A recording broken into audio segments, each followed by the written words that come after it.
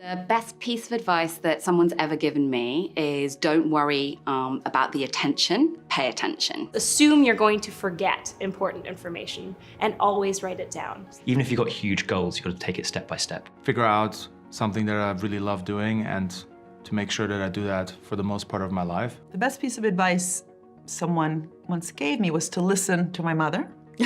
And luckily I did.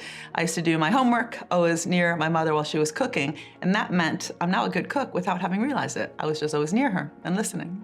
The one thing I think I wish I'd invented probably is Google Maps, purely because if you travel so much, I feel like it's something that's completely revolutionized and given us so much freedom. If I'm allowed to be, as a computer scientist, a bit of a nerd, a hash table, which is a special kind of data structure for storing data. My biggest mistake, I think, was working on a product that I wasn't passionate about, that I thought was a good business, but I wasn't really excited about in the morning. I think my biggest mistake when it comes to probably my life is waiting so long to get into artificial intelligence. For neuroscience, for psychology, for finance, for everything. I mean, we're really building the future with tech and with AI, and I'm so glad that I am finally part of this world. The biggest mistake are always mistakes of omission.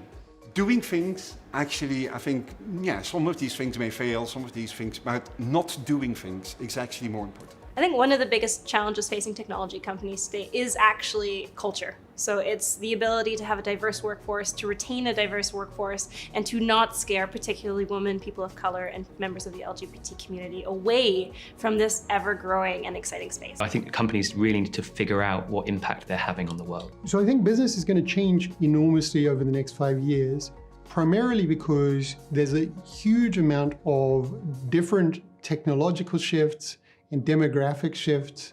Young consumers are demanding more and more specialized services at the same time that, you know, the population as a whole is aging. There's enormous environmental challenges. So there's lots of external factors that are going to disrupt business. Businesses over the next 5 years will, and they've started, but will really have to think about the transparency. And I think it's very important that people stop thinking purely about competition, but really think about collaboration and partnership.